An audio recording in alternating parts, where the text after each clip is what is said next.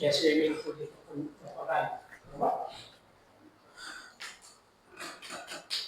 Kaya, upay nga kulo pa iyo.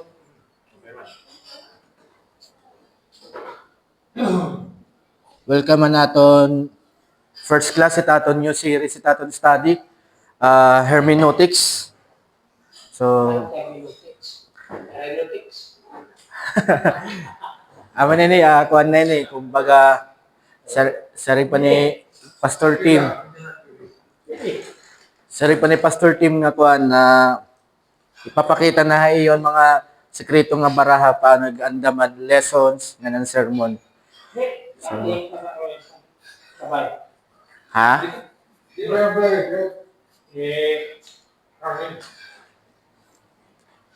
Yan na, ang mga tanan ini, meda ko lang ngayon kuan niya nga kanan, akong kinaakaptan na ministry, giningaranan ko niya na tatan kanang mga study, pero ilaro minute ko an BCF, adala niya BCF, kini nga ministry nga program, na tawag iya nga, ano ba ini?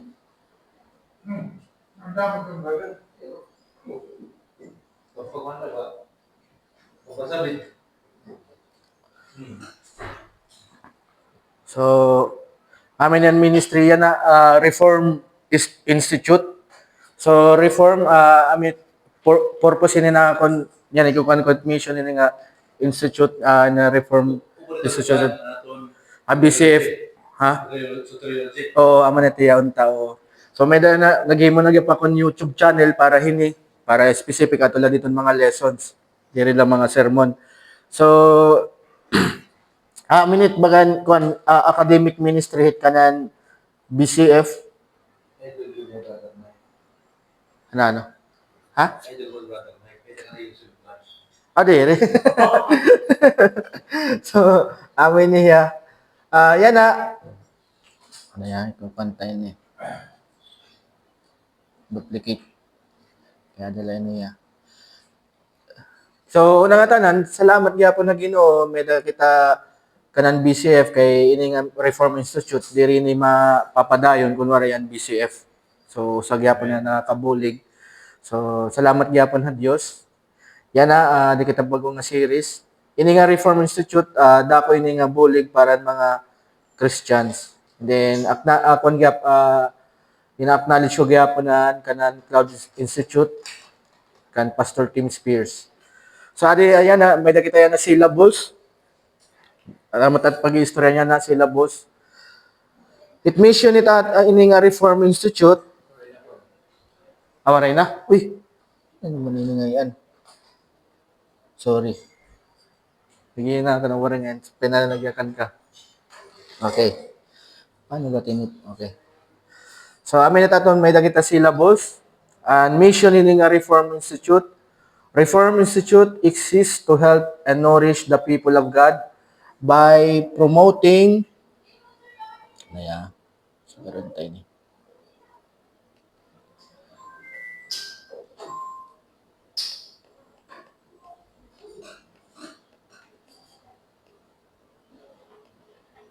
Okay, bananta. By promoting right theology and doctrines drawn from Reformed resources so that they will be equipped to lead, teach, and preach the Bible correctly for the enjoyment of the church and the glory of God. So, amin in mission ng Reform Institute. So, ginkuhan ko yan na institute kay another word for academy. So, yan na naton course title yan na is Hermeneutics from Bible verses to daily life. Amat aton team. So, ang description na naton course yan na is Hermeneutics is the process of biblical interpretation. So, amin pinaka-short nga definition han hermeneutics. Pero next week, makuha kita introduction yan more han definition han hermeneutics. This course is a set of workshops that interprets the Bible using hermeneutical methods, from selecting a scripture passage to applying it in the Christian life and the church, ranging from devotionals to sermons. So, aminit ko ang description naton course. Mapansin niyo may workshop kita din hi. So may karigsig may dan niyo himo gyap nga di. And then aman ni goal gyap is to interpret the Bible using the hermeneutical methods. So yan na mapansin niyo ranging from devotionals to sermon. So ini nga hermeneutics di relay ni karigsig yun nga para lang ni sermon. Para lang mga magpapastor dire. As long you share the word of God, you preach the word of God, small group man, teaching or sermon, kinahanglan itong hermeneutics para makuha ang right context han scripture or Bible verses. So amo tutkuanan niya. So pwede ini nga mababaruan ng hermeneutics kung may ka mo family devotion. So magagamitan niyo ni nga hermeneutics para matutdon niyo yung sakto an ada dida ha Bible verse. Amot kuan niya. May da ka mo pakayana comment or clarification ini nga description waray. Ini nga mission waray. Oh, ngayon sorry, waray nga kita mga di. Sorry. So thank you pag-remind. Let us pray. Dear Heavenly Father, thank you for this afternoon. Salamat hini nga bagong nga course. Salamat nga guide mo kami to grow more, to be mature in faith. I pray, Father, nga ikaw mag-abrihan naman kasing-kasing, abrihan naman ito unahuna, tugatan mo kami makaintindi, hindi nga pag-aaraman niya na we glorify you, we honor you, in Jesus' name, Amen. Thank you, sorry nga, ngalimot ako pag-pray. So, amin sila, boss, Mission of Reform Institute, nakuha na natin. Description ni Taton course, amin niya. Hermeneutics is the process of biblical interpretation. This course is a set of workshops. So that interprets the Bible using hermeneutical methods from a selecting scripture passage to applying it in the Christian life and the church and ranging devotionals to sermon. So amin inusan mga verses na nagahatag aton reason kaya ano naton kinahanglan mabaruan it hermeneutics. For example, dito 2 Peter chapter 3 verses 15 to 16. Kasi nga di, and count the patience of our Lord as salvation. Just as our beloved brother Paul also wrote to you according to the wisdom given him, as he does in all his letters. When he speaks in them of these matters, there are some things in them that are hard to understand, which the ignorant and unstable twist to their own destruction, as they do the other scriptures. So amin niya ni Peter, gina-acknowledge ni Apostle Peter ang mga writing ni Apostle Paul nga ang wisdom na yagin susurati kang Diyos. Pero yan na,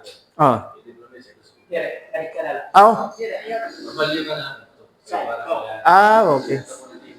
Tatabunan ko. Sorry. So amin niya sharing ni Peter, yan siya rin pa din ni Peter nga as he does in all his letters when he speaks in these matters. So, gina-acknowledge niya po ni Peter nga there are some things in them, mga writing ni Apostle Paul, that are hard to understand. So, which the ignorant and unstable twist to their own destruction. So ganyan ka importante yan hermeneutics kay diri ka signon na Bible man leto, madali leto intindihon. Kung ano lat data kasing-kasing amo tagiyaya kan diri tiya. So ang hermeneutics makabulig iya para mabaruan naton ang tama nga mensahe nga gusto ipasabot han nagsurat hito nga ada dida nga bersikulo han Biblia.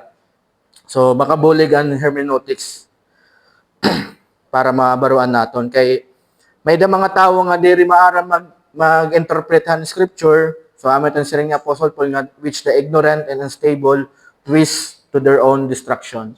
So amet ang mga waray mag-agi han hermeneutics dako ang chance nga matwist nera an mensahe Bible makatutduherahin diri sakto nga theology. Kung may darong theology magkakaadahin wrong application. So amo ito tatong giniiwasan niya na. May da ka mo pa kaya na clarification? Maray. So ganin ni ka importante yan hermeneutics kay itaton gin ko kanihan an word of God mensahe ko dito an Dios. Diri maupay nga mali ani mo nimo pagsumat han mensahe han Dios. So mas mao pay The right context. dapat right context, oo. Kay diri na glorify higad kung itaton pagsumatan niya mensahe diri sakto. So amin ni hermeneutics makabulig iya aton para makasumat kita han mensahe han Dios dito ha iba han sakto nga mensahe nga kaburoton gud talaga han Dios. And an objective hini nga aton course usalay na naton objective.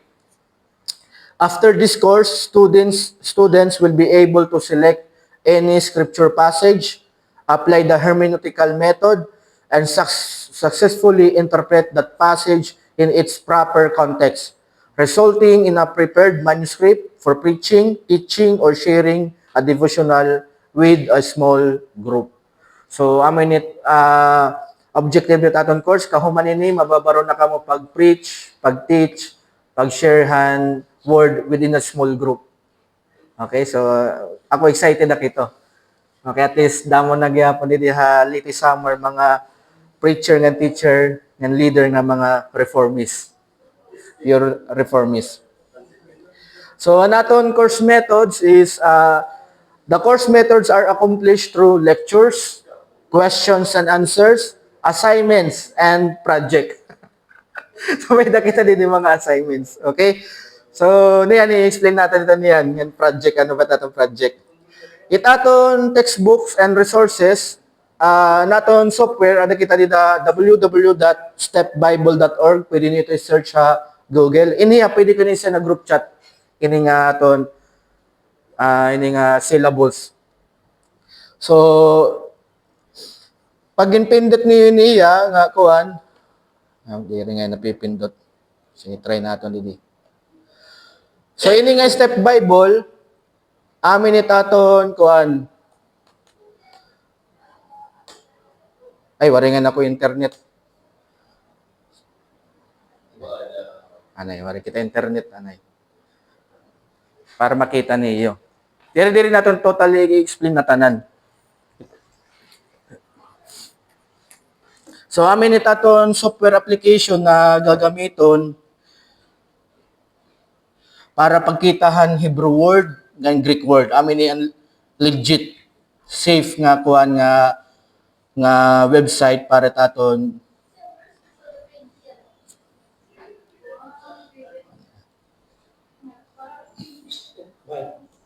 HG. May ada ka na? HGE.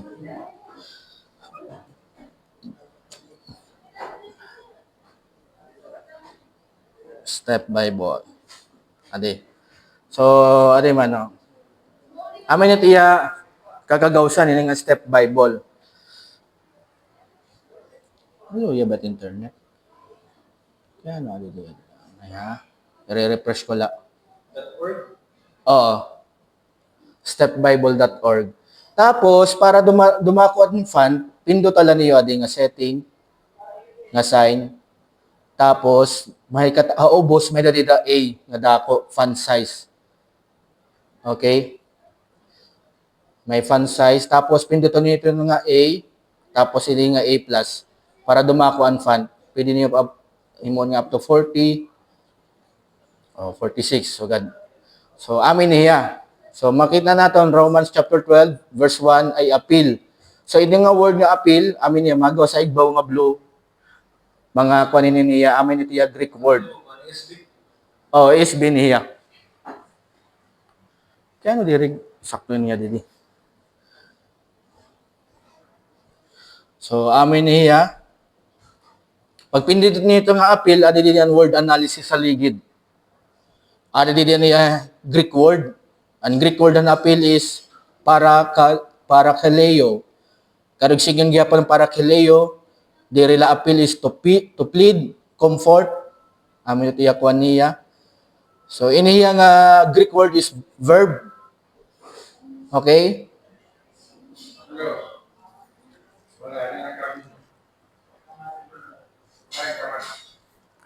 So, amin ito niya. In the mga sunod nga session, mahilarom kita.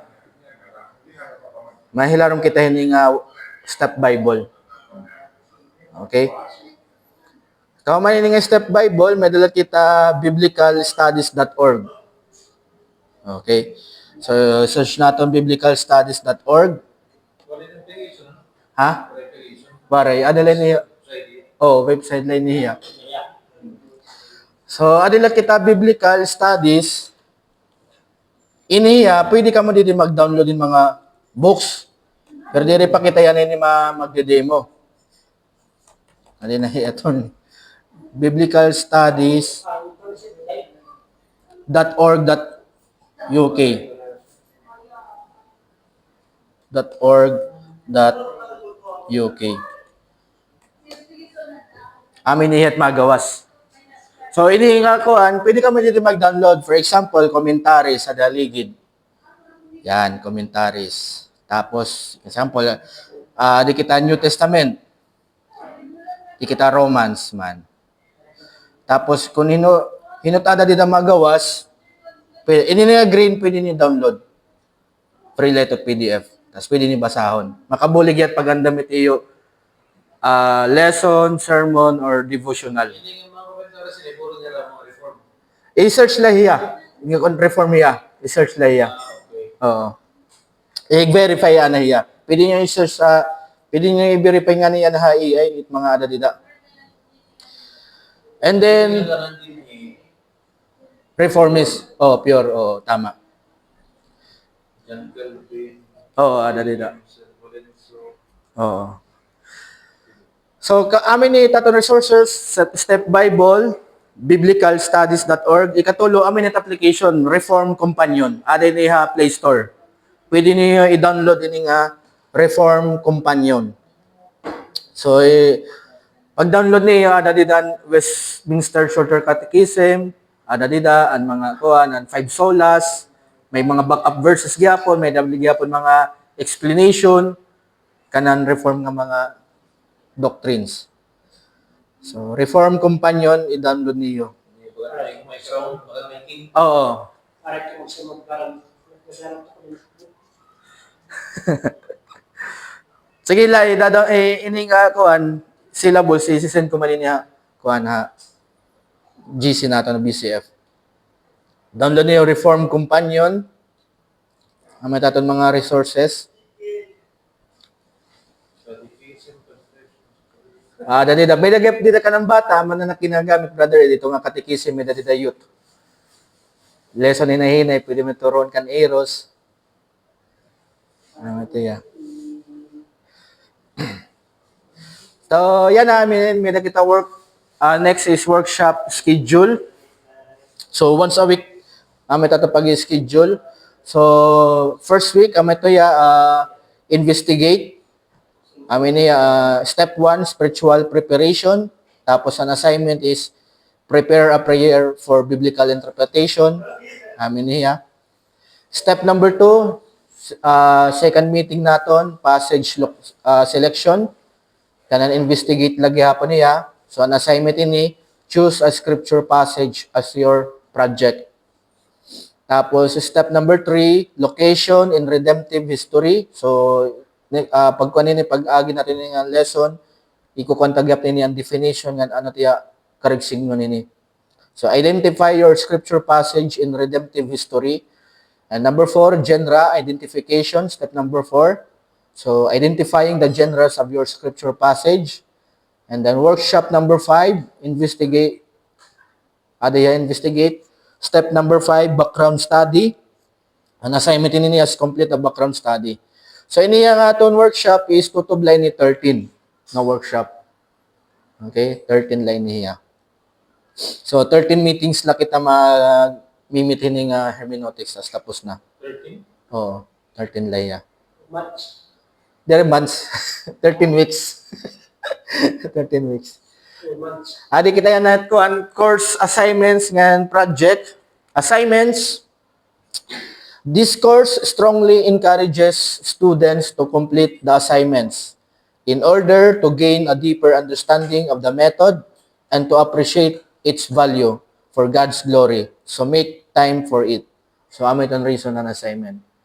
So, Diri man required nga mag-assignment ka mo. Pero para mas maintindihan nimo and ma-appreciate nimo ang method, pag-assignment ikaw. Kada assignment naton gina-apply naton na naton mga nababaruan kada methods or step.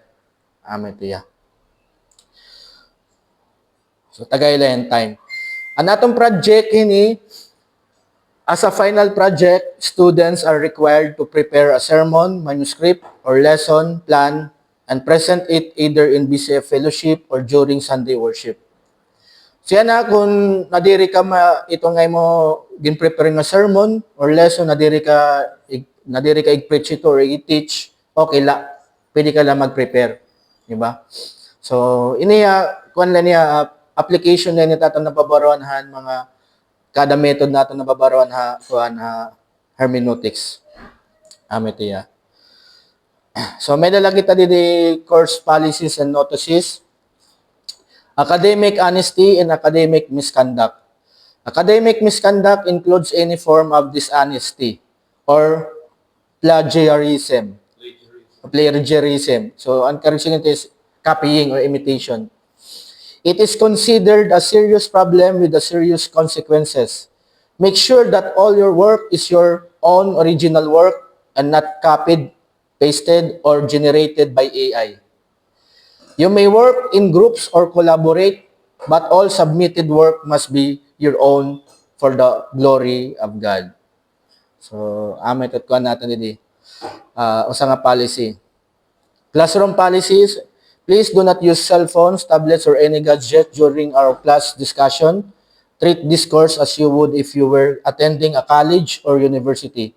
Come with a humble heart and teachable heart, willing to learn for the glory of God. So, ito mga syllabus. May na ka mo pakiana, comment, or clarification? Waray? So, yan ang mga assignments. Pwede niyo ito ipa-check. Adala dito cellphone, may ka mo dito Microsoft Word or WPS na Word. Pwede niyo niya himuon. So, ganito ya. Yan na din nakita the interpreting the word method. So, may nakita tulo ka part. Actually, gutiel ni nga list. Wari ko nalada mo kay may ka mo mawurok ba? May kita investigate, explain, and apply it. So, adi kita dito at investigate. Step number 1, spiritual preparation. Okay? Tapos, passage selection. Number 3, location of passage in redemption history. Identification of genre. Background study. Good afternoon. Context study. Questions and observations. Word study analysis, visualize the word relationship, structure analysis. So, amin yung mga engineer ka mo, structure analysis. Ibalatin niya nga, structure analysis. Exegetical outline and summary. So, kama man ito na-investigate nga part, adi na kita explain. I-explain mo na. Ano mo na investigate. So, theological outline and summary. Correct yung theological is timeless truth or eternal truth. Method correction ng theological. Christ and the gospel. So, aton kada sermon, kada lesson, kada devotion naton gi-share, kailangan may daya ada didahi Christ and ada didaan gospel.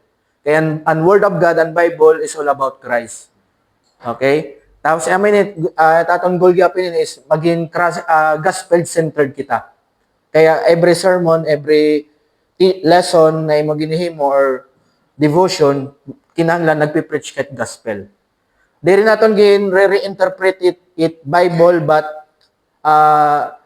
kada verses may daya relationship, may daya connection ha gospel. Kinahanglan makuan mo ma-connect mo ba ya gospel nga kan Christ. So nga din na kita apply big idea and outline, din na kita title, kahuman mo ito maghimo ka ng title. Tapos anakon siya na ginatindiran ha TBC han hermeneutics, unang title. So, which is, ang natatabo kasi, pag nagbasa ka ng verse, ikaw nagbubuot ko ng gusto mong mensahe. Ikaw man naging mong title. Unlike hini nga method nga hermeneutics na ako, nabaroon ka Pastor Tim, gin-investigate mo ana yan an passage, tapos kung anon mensahe ang passage, dito ka na mag-iisip ang title. So ganito ya. Kumbaga, iniya more on kung ini biblical aman ko niya. Diri imo kalok na rin singon an matutuman ba. Kamo mo pagimon title, illustrations and support. So ako amin ni kaluyahon illustrations. Maluya ko at illustration dira ko maka-analyze ang illustration kun ano pag illustratean na ako nahimo nga kuan na mga kanan outline. Okay? And then final manuscript preparation. So kuan gap kita dida, ma-undergo gap kita. So ayo lang kita ka-stress hinin na mga steps nga may ada kita nakikita yan na masaya damo man hininduro nga steps. Di ba? So sa ring pa kinahanglan it pag preach ang word of God, sermon man ito, lesson or devotion with diligence. Okay? Because it is the word of God. So kinahanglan gyapon din hard work pag preach nga pag teach. Beda ka mo pa kaya na comment, clarification. Tapos naman, nag-discuss ko lang na hayon syllabus. Yung kuwang ko lang yung syllabus. Oo, introduction pala. And course. Introduction pala niyan course. Okay? Pero tali kami sa Oo. Adi nakita yan at sample. Adi kita usa-usa lang inahinay lang kita kuan lang kita kuan. Adi lang kita spiritual preparation. Diba? Step number 1 is spiritual preparation. So, pag-preach it word of God or teach the word of God, it's not all about knowledge or intellect. But it's all about spiritual. You should pray. Give time and prayer at imig preach, at imig teach. Bisan 3 to 5 minutes, ma-pray ka anay. So, method ko sa ring pa, pag-preach ang word of God is more independent ka kan God nga as kan God in understanding na aro kaya tagaan kaniyan understanding, enlightenment, itiyagin papa preach ay mo nga mensahe. And amin niya itaton kanini focus kita yan ni ha epistolary epistles after book of Acts. Kay amin ini nga method dako niya nga gamit para makuha man right context. Kay personal ito dida, meda kasi dida ha Bible nga diri na naton pwede imuon otro. For example, dida Book of Acts, an ascension, diri man naton pwede himon nga kita mag-ascend. Di ba? Or kaya baptism of the Holy Spirit. So diri na naton niya pwede i-reproduce. Okay? Pero may dida eternal truth ito nga event or ito nga narrative nga dida. So yan na sa ring pwede ba nga, ani ba nga, na ako nababatay nga pastor nga, wari ko naman mapipreach, preach ko naman ang Bible. Bisan lao sa ka-verse, ang Bible verse, okay, pwede ka mag-go deep. Kaya kada Bible verses, sa ring pa nasa nga theologian, word of God can be shallow, na ang baby makalangoy, and can deep, that elephant can swim. So, ang Bible, pwede yan maging shallow, pwede yan hilarom liwat. Bisan lato sa ka-verse mo ipi-preach, pwede yung humilarom. O kaya duwala ka-verses. So, amin itaton ko kanan yan na po-focusan is usala ka-verse or duwa ka-verse. Maximum na duwa ka-verse. Itaton ko anon. First step is spiritual preparation. So, adi kita diyan dati ko nga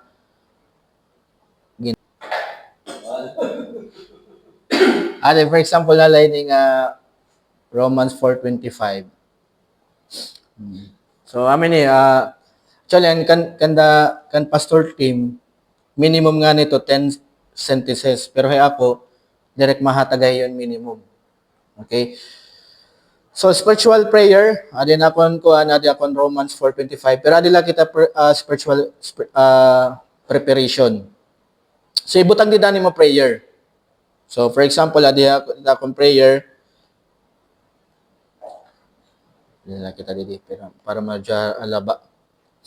Father in heaven, may your name be glorified and honored. So ani mo prayer an step sini nga prayer an kan Jesus Christ nga method niya pagtutduhan prayer dito haniya gitutduhan niyan mga disciples. So amaton number 1 ig-address ana nimo prayer ha God the Father. Amin niya. And then, i-worship na natin God the Father, give praises sa iya. May your name be glorified and honored. For you are sovereign and excellent.